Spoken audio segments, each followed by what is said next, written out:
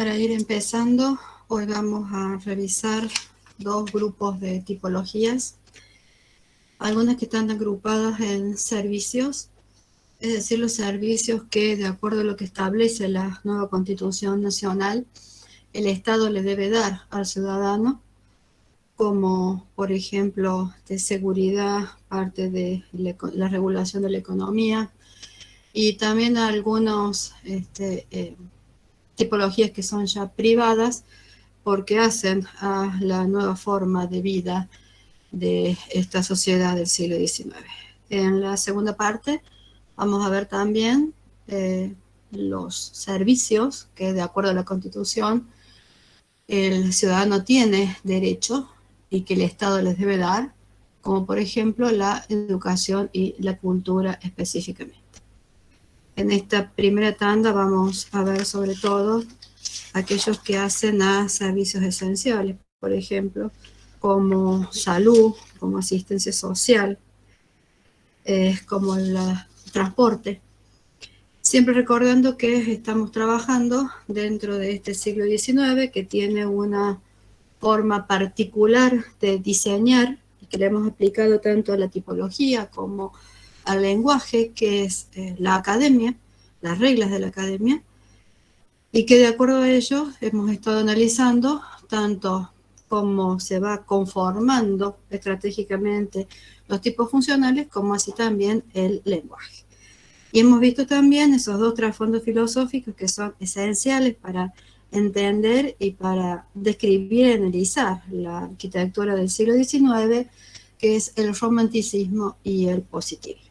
Empecemos con el primer ejemplo de la tarde, de este último día que vamos a ver, siglo XIX, que es el Hospicio Cabañas en Guadalajara de México.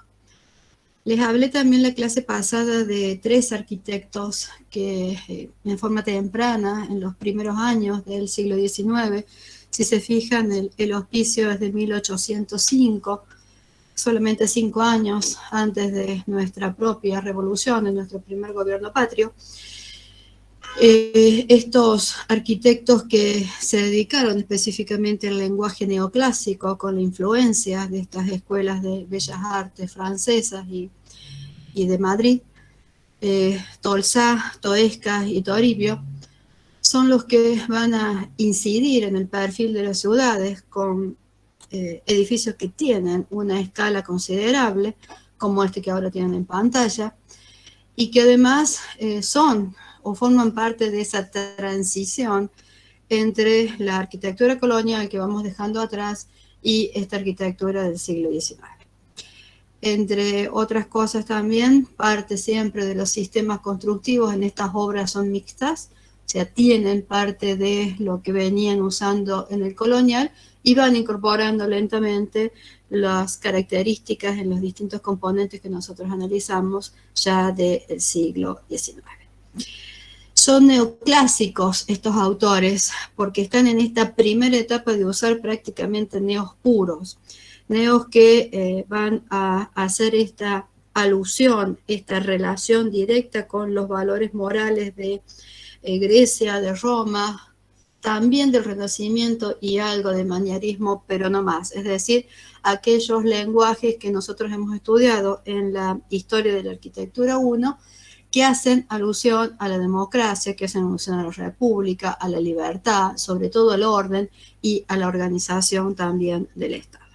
Y tienen al hombre también como centro. Justamente el obispo Cabañas es el que patrocina la construcción de este hospicio que estaba destinado a asilar a niños, pero también niños huérfanos, pero también a mayores que necesitaban lo que hoy llamaríamos asistencia social, y fue concebido para alojar entre 400 y 500 personas, más 100 y pico de personas que se dedicaban a su asistencia. También tenían espacios para educación, es decir, que era diverso la asistencia que se les brindaban a los que acá se alojaban, en parte sufragado por la iglesia, pero también en parte por el Estado.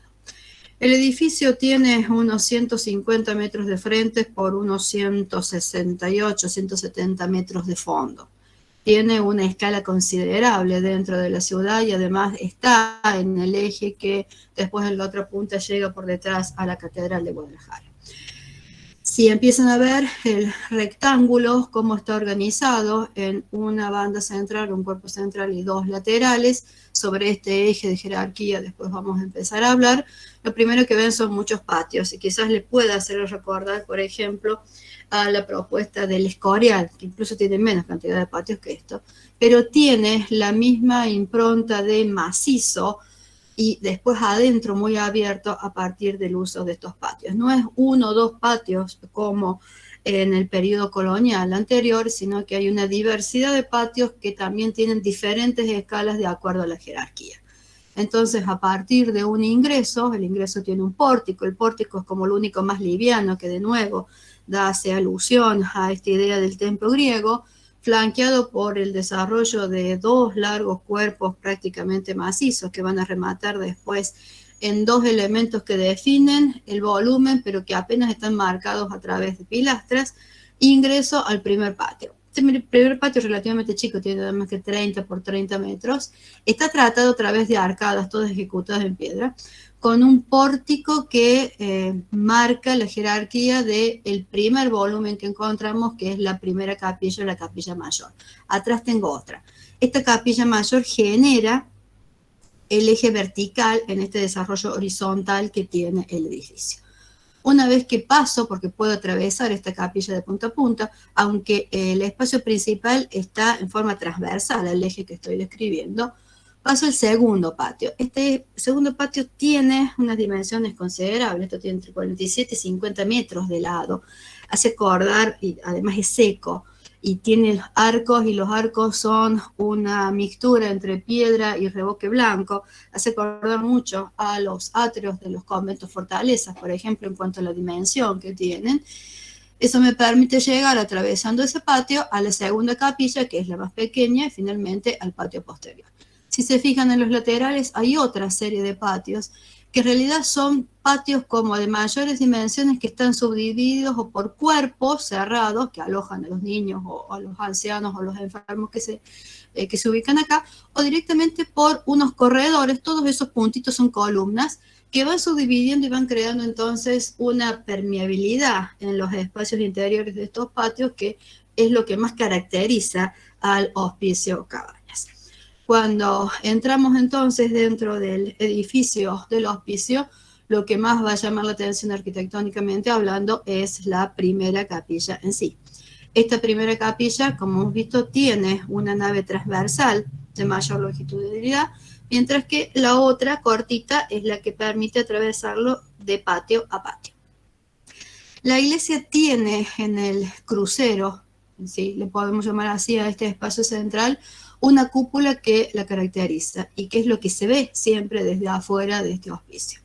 La cúpula está subdividida como dos partes, un casquete en la parte superior que se apoya en el desarrollo del tambor, que tiene columnas por fuera y por dentro, como si fuera una doble piel, y después otro pedazo del casquete, como si se lo hubieran recortado de arriba y lo hubieran traído abajo del tambor, y finalmente apoya en las cuatro pechinas que lo llevan los cuatro apoyos puntuales de los pilares. El edificio, en particular esta capilla, tiene murales de los pintores más destacados de la primera parte del siglo XX en México en general. Y también, tanto este edificio como algunos otros que vamos a ver mexicanos, son testimonios de este transcurrir de la Revolución Mexicana, mientras estamos atravesando parte del siglo XIX, ya incluso entrando al siglo XX. No es el caso de este edificio, que está en la primera parte del siglo XX, y siglo XIX, perdón, y las pinturas las recibe en la primera parte del siglo XX. Lo más característico, como les señalé antes, son esos patios que, gracias a estos corredores intermedios que los van subdividiendo, crean muchas particiones y hacen como que la escala del edificio fuera mayor, como que los patios en sí se multiplicaran cuando los que tienen son muchas subdivisiones internas. Esta relación entonces sobre el eje longitudinal entre el pórtico, patio, capilla, patio, capilla y patio van a jerarquizar esta sucesión de patios como una sucesión casi infinita, casi manierista si quieren, a el hospicio cabaña en todo el desarrollo del conjunto. Siguiendo también con la salud y la asistencia, de lo otro que se ocupa el Estado Nacional es de asegurarle la salud al ciudadano. Para eso crea hospitales, y en particular este que vamos a analizar es un hospital escuela. El Hospital Nacional de Clínicas de nuestra universidad es uno de los 2 hospitales escuelas que tiene la República Argentina, el otro está en Buenos Aires. Siguiendo de nuevo, y recuerden que siempre acá arriba tienen ese modelo de referencia para generar estos procesos de transculturación, el siglo XIX se caracteriza por el desarrollo también de la medicina, que tiene mucha relación con ese higienismo que nosotros aplicamos en primer término a el urbanismo.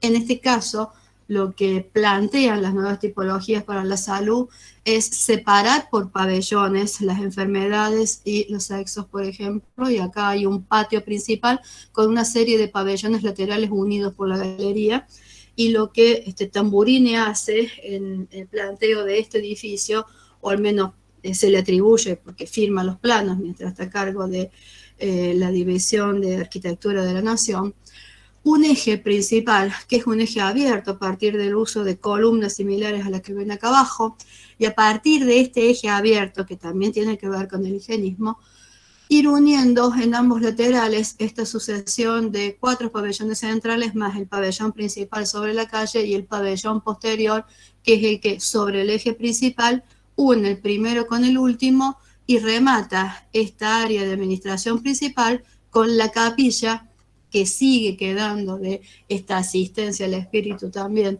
que viene del periodo colonial dentro de esta tipología ya del siglo XIX. El Hospital de Clínicas, en esta subdivisión entonces por enfermedades, por tipos de enfermedades, incluso las enfermedades infecciosas después se trasladan a otro pabellón separado, va a ir generando espacios para alojar a cada uno de los enfermos, pero también espacios que tienen que ver con la cirugía, con la educación, porque hay aulas, porque más de 600 estudiantes se alojan acá y estudian ahí, y también todo lo que es el servicio específico del hospital, cocina, lavanderías, etcétera, más en la parte superior, la parte de morgue y la parte de patología, por ejemplo. Esta disposición en peines a partir de este eje principal termina de completar esta relación con el higienismo con la incorporación de jardines. Entre pabellón y pabellón, este patio que es central que está acá en el modelo, se van distribuyendo este tipo de ajardinamientos que tiene que ver también con esa posición higienista que nosotros ya revisamos. En el caso de clínica, si ustedes empiezan a mirar el edificio en sí, para empezar a entender quizás el lenguaje, vuelvo a tener un cuerpo principal con 2 alas laterales que son más bajitas que rematan en sendos cuerpos en las esquinas. Nos vamos a detener más en esta ala principal. Del clínicas nos queda completo el pabellón principal y el último pabellón, todos los del medio han sido modificados a lo largo del siglo XX. En este pabellón principal que tengo una parte baja, siempre basamento, desarrollo, coronamiento, y en esta primera parte, la parte baja, es como más liviana, soportando el cuerpo pesado más arriba. Eso sería una influencia o un volver, asociar a lenguajes de tipo manierista.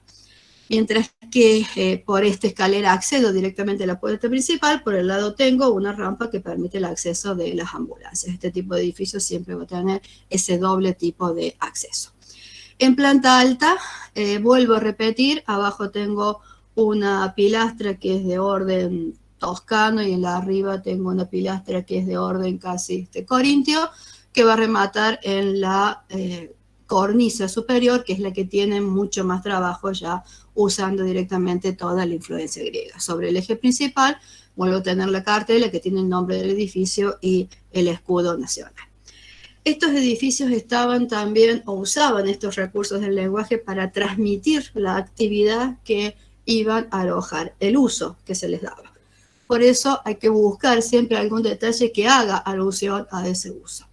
En este caso, si nos detenemos un poquito más en cada uno de los capiteles que tiene la parte superior del edificio, todo un poco alto, van a encontrar el uso metido dentro de toda la ornamentación corintia del caduceo, que es como un bastón, más las serpientes que hacen alusión a la medicina. La tipología con la que vamos a continuar es económica y corresponde a los bancos. Los bancos aparecen como respaldo, como parte de la regulación de la economía nacional, tanto el Banco de la Nación Argentina como los bancos de las distintas provincias. El Banco de la Provincia de Córdoba nace siendo una asociación privada y después pasa a manos de la provincia. Se le encarga a uno de los arquitectos más destacados, que después va a actuar en otros edificios, como el que acabo de pasar, Francesco Tamburino, un italiano, el diseño de la sede, la casa matriz del Banco de la Provincia de Córdoba. ¿Qué necesita un banco para funcionar? Ese es el primer planteo que siempre nos hacemos frente al análisis de la tipología. Necesita un espacio en donde el cliente accede y termine de armar los procedimientos, las transacciones que va a llevar a cabo ya directamente con el personal.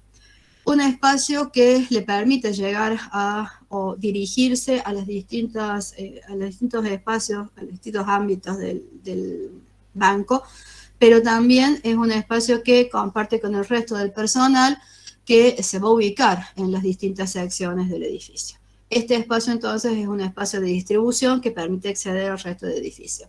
Y después se accede al hall bancario en sí.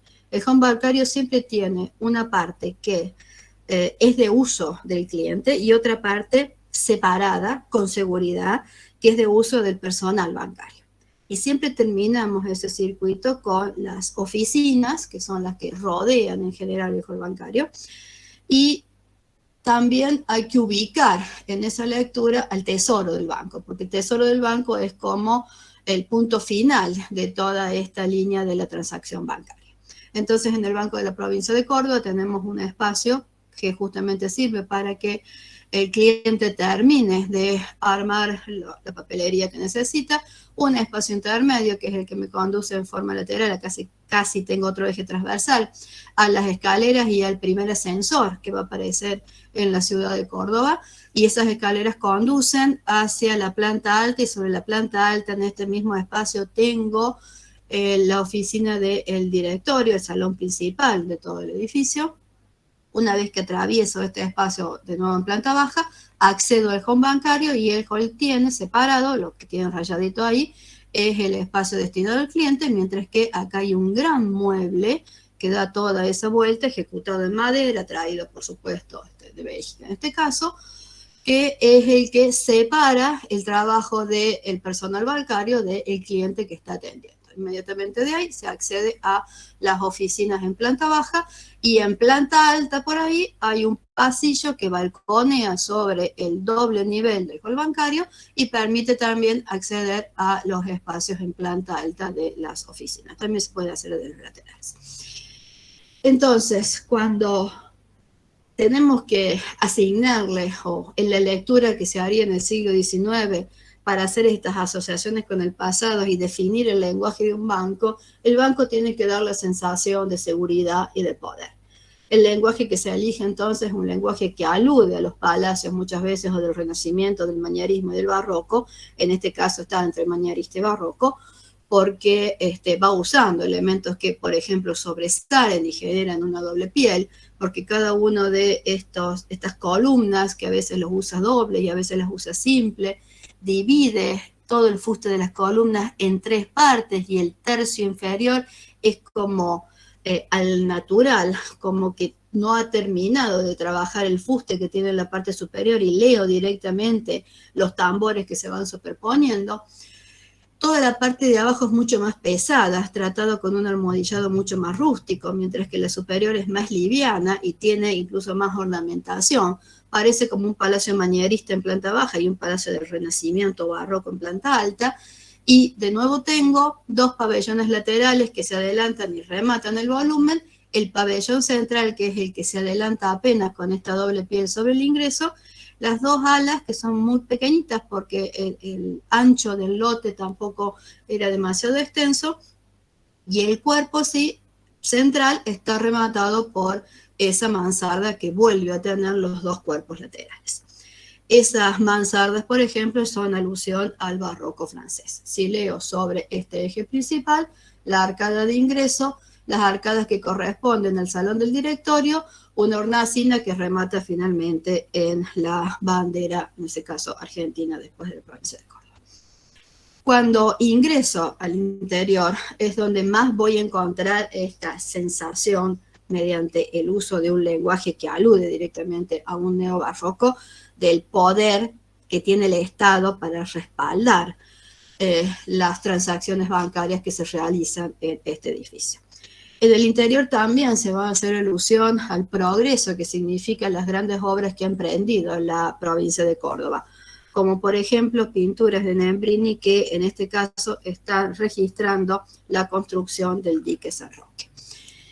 El espacio de acceso intermedio, que en planta alta corresponde también a la sala del directorio, y el hall bancario que, como les decía recién, tiene el espacio destinado al cliente, ese mostrador de atención, pero que es otra piel, otro límite intermedio entre el personal bancario y el cliente, y por detrás toda la ornamentación subdividida en dos niveles, que tiene mucha repetición de elementos casi como si fueran ecos, igual que cuando leemos el barroco, por eso esto es neobarroco, y puedo llegar también a entender algún elemento que corresponde al positivismo en este uso de la claraboya, del hierro y el vidrio. En realidad todo el sistema estructural responde a ese uso del hierro y el vidrio, solo que está revestido a los fines de que la ornamentación pueda emitir este lenguaje de seguridad y de confianza que necesita un banco.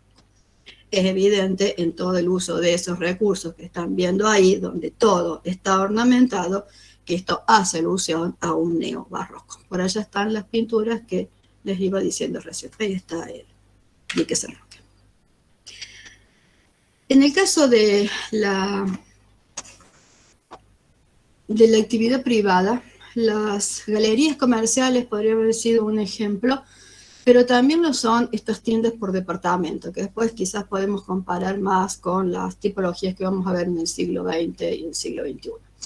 Estas tiendas por departamento, que en el caso del que tienen ahora en pantalla es la tienda favorita en Rosario, son encargadas por firmas comerciales, empresas comerciales que o pueden tener o pueden ser filiales de casas mayores como Gatti Chávez, por ejemplo, en Europa, o emprendimientos locales como es el caso de La Favorita. La Favorita empieza siendo una tienda pequeña y después va creciendo, y el edificio, siempre ubicado en el mismo lugar, va siendo sustituido por otros edificios que acompañan el desarrollo del lenguaje a través del tiempo, porque lo que necesitan es que el edificio que haga refleje la prosperidad, el progreso que tiene la firma. Con una influencia directa de este uso del hierro en la estructura que puede tener, por ejemplo, la Escuela de Chicago, están viendo una planta que es prácticamente libre. ¿Cuál es la otra variante en la tipología académica que tengo como referencia acá arriba? Que el eje ya no es perpendicular al ingreso, sino que lo hace en forma diagonal, creando ya en el interior una tensión en el espacio que favorece ir recorriendo y buscando productos. Sobre ese eje en diagonal voy a tener planteada la escalera de tipo imperial de 2 ramas, y sobre esta otra esquina de atrás se van recostando todos los servicios de atención a la tienda.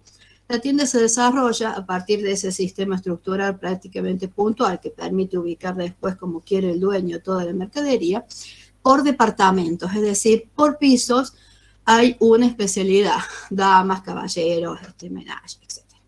Y incluso hay una que está destinado casi completamente a confitería, a restaurante, que tiene hacia el exterior expansiones mediante como unas glorietas, que son esas que tengo por allá arriba.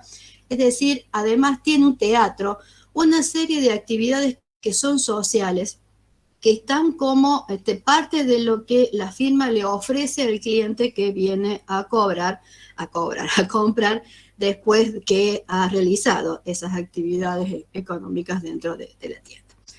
La tienda tiene este hall de 1, 2, 3, 4 alturas, que es lo que caracteriza en sí el espacio principal de La Favorita. Acá hay mucho uso de hierro ornamental a la vista, tanto en las escaleras como en la parte superior, en la claraboya que cubre este vacío interno que tienen acá, y ir viendo siempre en diagonal y de arriba y de abajo y de ir moviéndose entre los exhibidores es lo que va a caracterizar entonces este espacio comercial.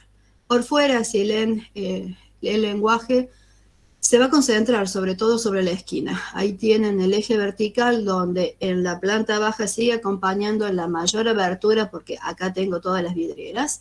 Y después voy escalonando los 3 cuerpos principales para rematar en la parte superior que sigue teniendo los espacios de expansión. La fachada muestra también de nuevo la participación, el uso del hierro, un uso de un hierro forjado muy trabajado, muy ornamental, que tiene mucho que ver con la idea también de progreso, de la clase media, de la clase burguesa que se adapta mejor, acepta mejor, toma como propio ya la influencia, por ejemplo, del Art Nouveau, que es lo que va a usar, aparte de algo de neobarroco, este tipo de arquitectura, y que va también con la idea de esta clase social en ascenso, que quizás no tiene demasiada referencia o no se puede identificar con esa vuelta al pasado, pero sí lo hace con estos otros nuevos lenguajes que ya aparecen hacia finales del siglo XIX. El uso entonces de ese hierro y del vidrio en las claraboyas principales de La Favorita son los que van a terminar de coronar, de definir el espacio central de más de 3 niveles de la tienda.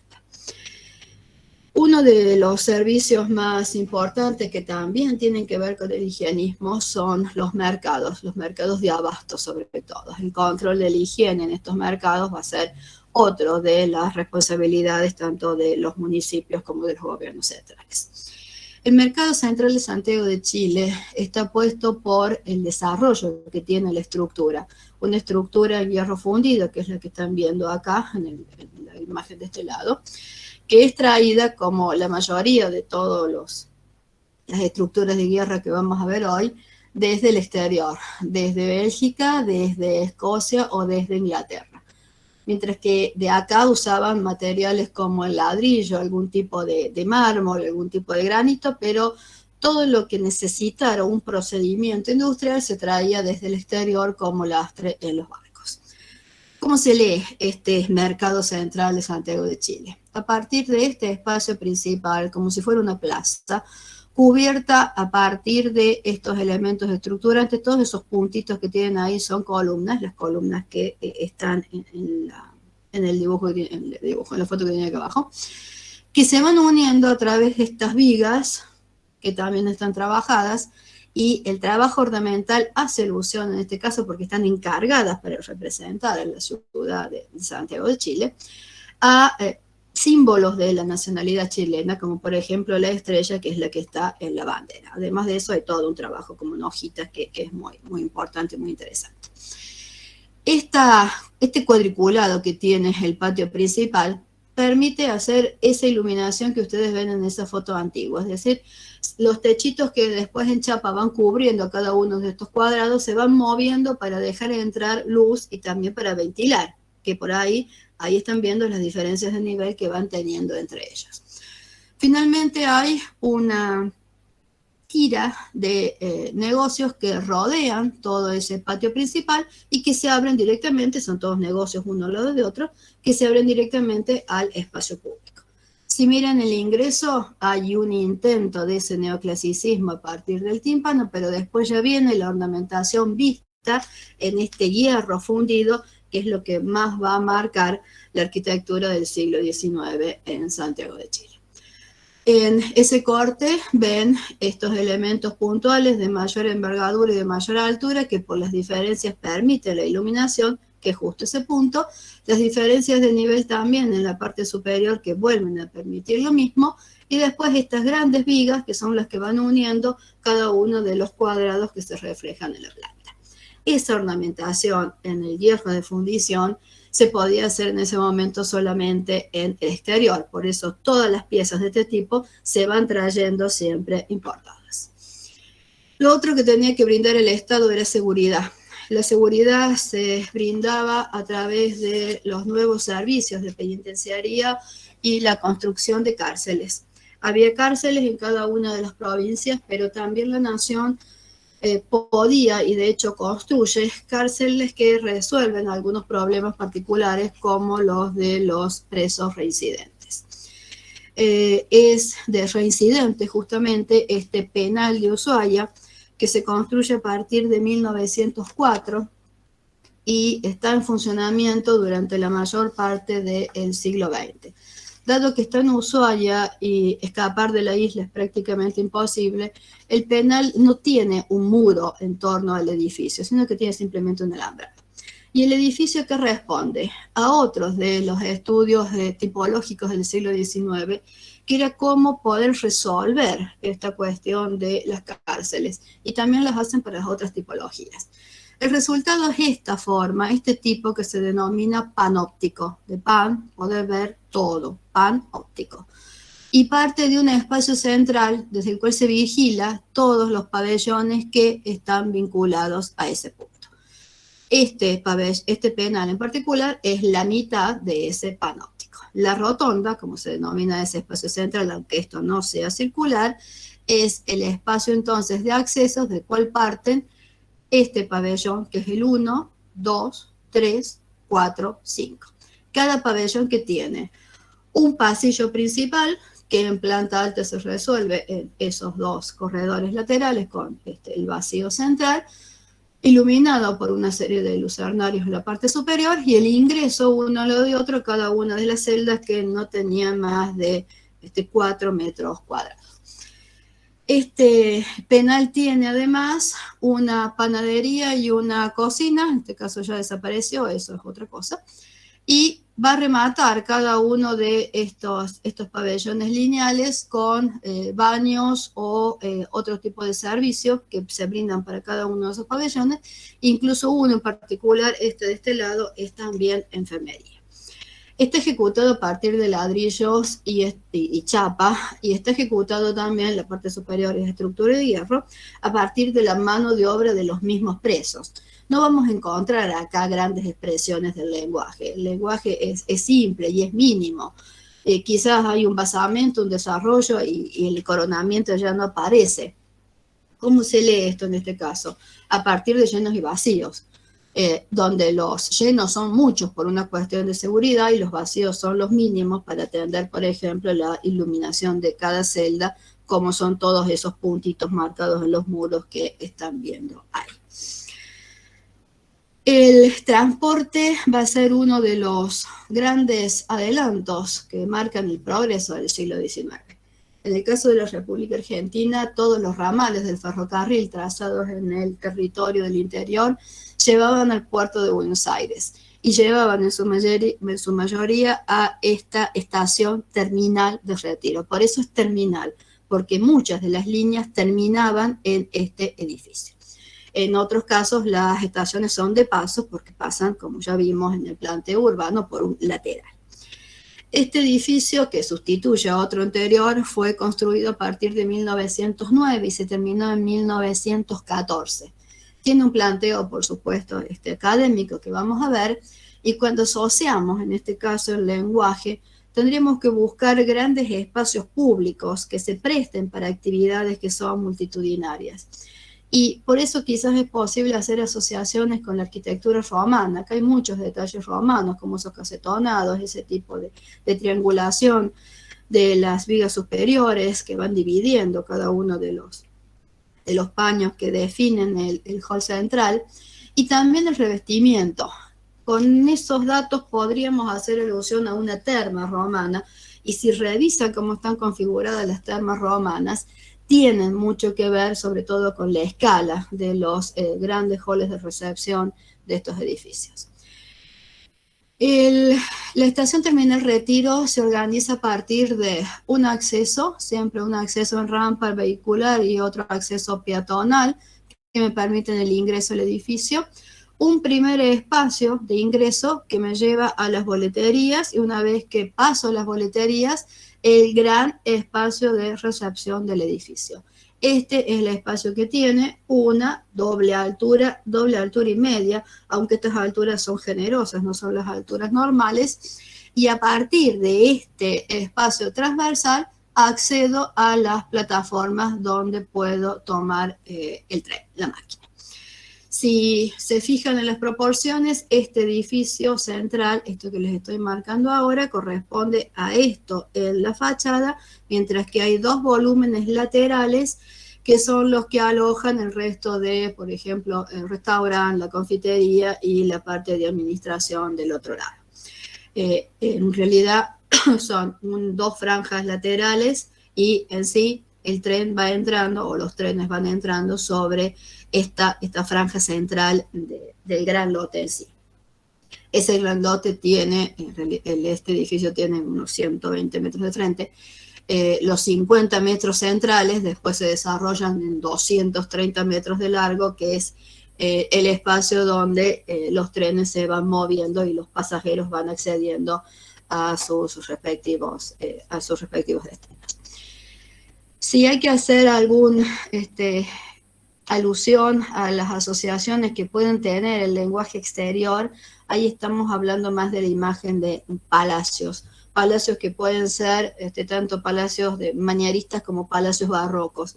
Esta parte central tiene mucho de manierista en ese juego de entrantes y salientes, de curvas, eso tiene una curva por ahí, de huecos y de sombras por contrastes y de indefinición de cada uno de los límites superiores, mientras que el centro se va a marcar con una mansarda de influencia barroca francesa.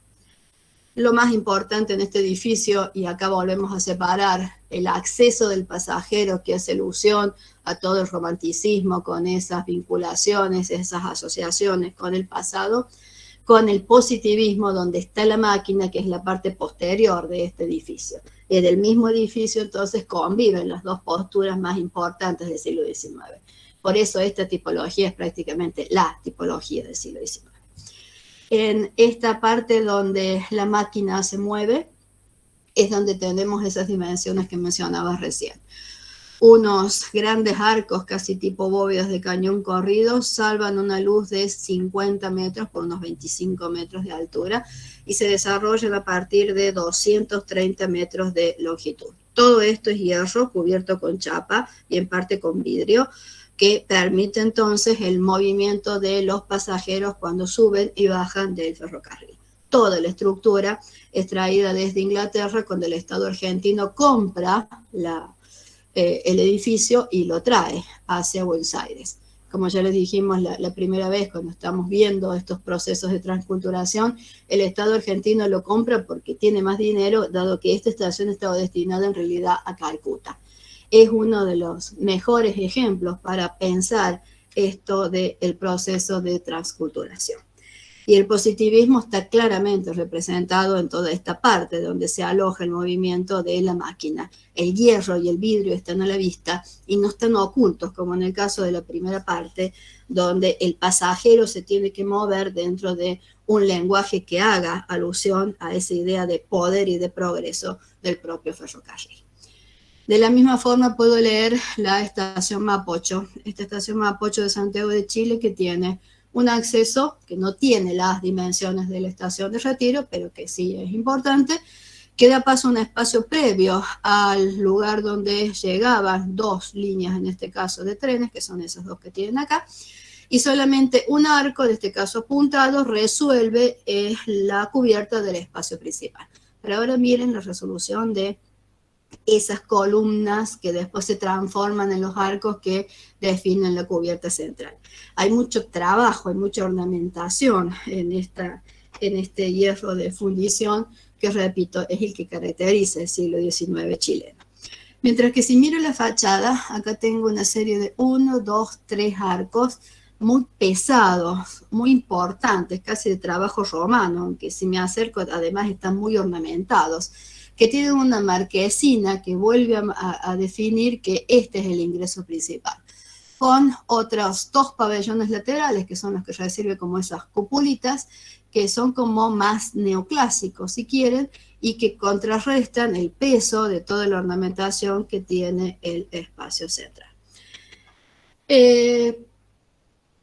Edificios de estaciones de pasajeros hay a lo largo de todo el país y tienen muchísimos lenguajes diferentes de acuerdo a la empresa que las construya.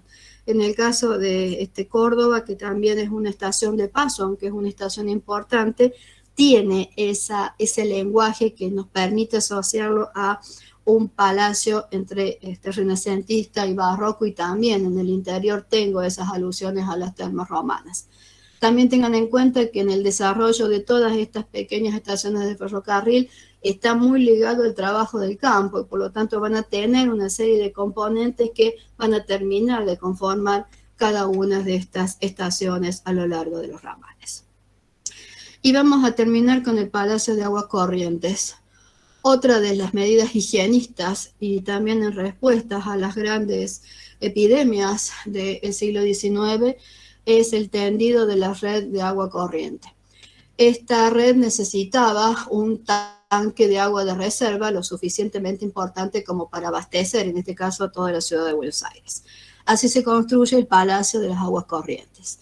Este palacio no es más que una cáscara de muro cubierta que aloja 12 tanques internos. Estos 12 tanques internos pueden admitir 72.700.000 litros de agua, es decir, unas 135.000 toneladas de peso. Está construido a partir de 130.000 ladrillos esmaltados y otros tantos que tienen ornamentaciones específicas pedidas en particular. Tanto los ladrillos esmaltados como toda la estructura de hierro que ustedes están viendo ahí y que si ahora miran la planta, este es el borde que vamos a analizar, que son los muros de fachada, esto y esto que están viendo acá abajo. Todo el interior es solamente esa estructura, siempre puntual, de 4 puntos. Esos 4 apoyos cilíndricos que tienen ahí son los 4 puntitos que tienen en cada uno de esos apoyos, que sostienen en estos 3 pisos superiores los tanques de agua que acabo de mencionar. Toda la planta baja me va a quedar libre porque lo que necesito es el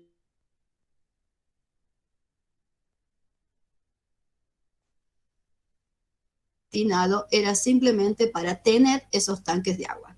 Pero no se pueden mostrar los tanques de agua a la vista porque es un servicio que brinda el Estado y el Estado tiene que dar esa imagen de poder y de progreso. Por eso la imagen resultante final es la de un palacio. Este palacio que tiene basamento, desarrollo y coronamiento. Solo que cada uno de los elementos que va a definir esa envolvente tiene una carga simbólica en el lenguaje que es muy significativa. Si quiero leer esto, ya se hace complejo, ¿sí? Por eso esto es uno de los ejemplos eclécticos, por ejemplo, que podemos utilizar cuando querramos ejemplificar ese tipo de combinación de lenguajes. Acá hay mucho de neobarroco, pero también hay alguna incorporación de Art Nouveau, porque este edificio se construye, como les dije, a partir de 1894, pero se termina muchos años después. Y en este uso de elementos repetidos, ningún elemento acá es simple. Fíjense, todas las molduras que se vuelven a subdividir tienen arcos intermedios, tienen elementos que van como socavando y creando mucho contraste de luz y sombra. Elementos que están ejecutados en ese arcilla, en ese vitrificada, que son estos elementos ornamentales que tienen mucho color y brillan y que se van incorporando para armar todo este rompecabezas, incluidos los escudos de las provincias argentinas que va dando la vuelta en torno a todo el edificio. Este es uno de los módulos. Si repito todos esos módulos, voy a generar el edificio completo, que de nuevo es académico. Ahí tienen el dibujito de referencia. Los dos ejes, el acceso principal, un acceso secundario pero de igual importancia sobre el otro extremo del eje, otros 2 accesos laterales, los pabellones de remate en cada esquina, y en esos puntos que acabo de indicar es donde la mansarda francesa, que es lineal, va a tomar la forma como de unos cupulines. Toda la ornamentación que mencioné viene de Bélgica y viene de Inglaterra. El arquitecto es casi nórdico. Parte de la carpintería en la madera viene de Paraguay. Incluyendo todo el sistema estructural en hierro que viene de Inglaterra, conformar, diseñar el edificio era algo sumamente complejo y el resultado es este.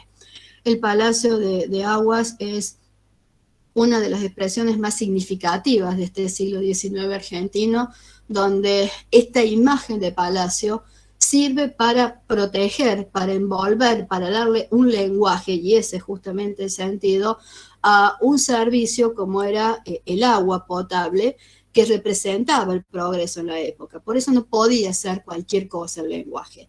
Y esa multiplicidad de elementos que se van repitiendo sistemáticamente a lo largo de todo el perímetro del edificio cumplen justamente con esa función de representar el poder del Estado que resuelve las necesidades de cada uno de los ciudadanos. Si no hay preguntas, pasamos a los talleres.